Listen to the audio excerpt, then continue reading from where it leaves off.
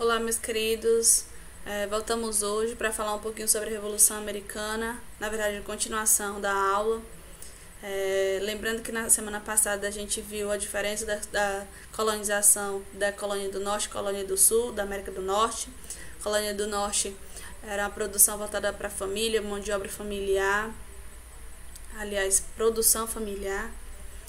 Diferente da mão de obra que era utilizada no plantation, nas colônias do Sul, mão de obra escrava, latifúndio, monocultura, produção voltada para o exterior. A gente viu um pouquinho sobre a diferença entre essas colônias, colonização nessas colônias, e hoje a gente vai entender um pouquinho sobre o conflito de interesse entre os ingleses e colonos. Na Guerra dos 7 Anos, na verdade, no final do século XVII, início do século XVIII, as principais potências elas estão disputando colônias, os interesses de se tornar aí potências hegemônicas. E a gente vai ter um evento como a Guerra dos 7 Anos. Vai ser uma disputa por colônias entre a Inglaterra e a França. A França perde, então a Inglaterra ela tem o domínio aí na colônia do Norte, ficando também com a colônia canadense. E como a gente entende que a guerra é um momento que é gasto muito, o investimento é feito muito alto sobre tudo isso, a Inglaterra decide aumentar os impostos na colônia. Impostos esse como a gente vai observar a lei do açúcar, a lei do selo e a lei do chá. São ações tomadas que visam aumentar o lucro da Inglaterra na colônia do Norte. Então, a gente vai entender um pouco mais sobre a lei do açúcar. A lei do açúcar estabelece que a colônia do Norte, na verdade, elas só podem comprar os produtos provenientes do melaço de açúcar das Antilhas Inglesas.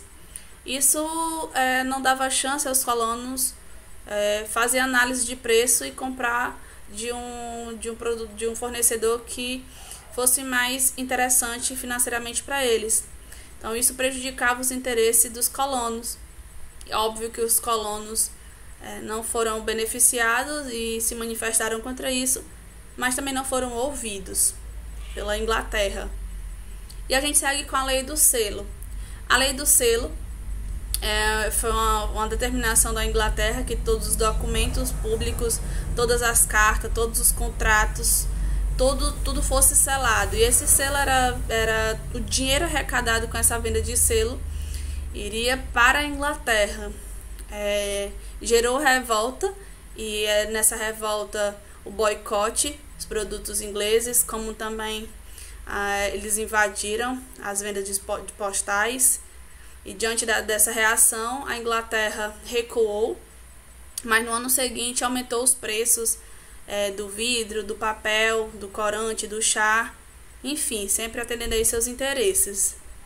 E a gente vai entender agora um pouquinho da lei do chá. Uma das táticas aí mercantilista é a Companhia das Índias, e a Inglaterra estabeleceu que o chá só fosse conceder o monopólio das vendas do chá à Companhia das Índias. E isso fez com que as pessoas uma reação imediata. Então os colonos, 150 colonos se vestiram de índios, invadiram os 3 navios com os chás e eles atiraram os chás ao mar. Ficou conhecida como a festa do chá. Então eram reações, obviamente tiveram reações que foram importantes aí para que aumentasse o entendimento, o desentendimento entre ingleses e colonos. E a gente vai entender agora como tudo isso ajudou para a proclamação, para essa declaração da independência. Então a gente observa que as ideias iluministas nesse contexto estão ganhando cada vez mais força, cada vez mais adeptos.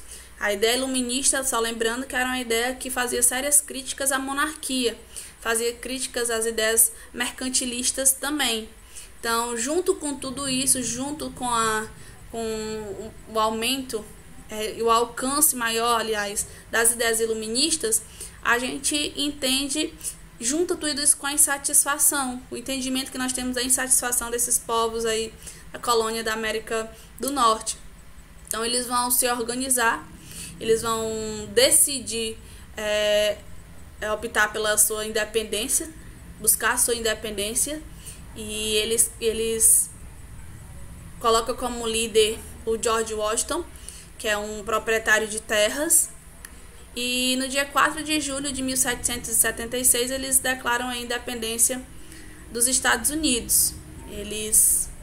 E essa data vai ser, aliás, mais posteriormente, vai ter a Constituição deles, a Constituição de 1787, que determina que os Estados Unidos, né, vai ser um país com o presidencialismo federalista, e com a divisão dos seus poderes, poder executivo, legislativo e judiciário, com seu primeiro presidente sendo o George Washington.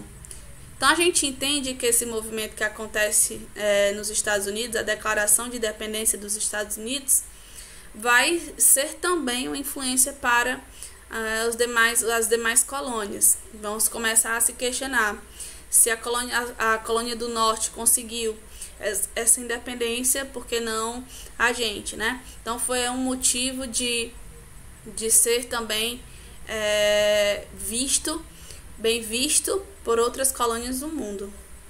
Então nossa aula fica por aqui e até a próxima semana.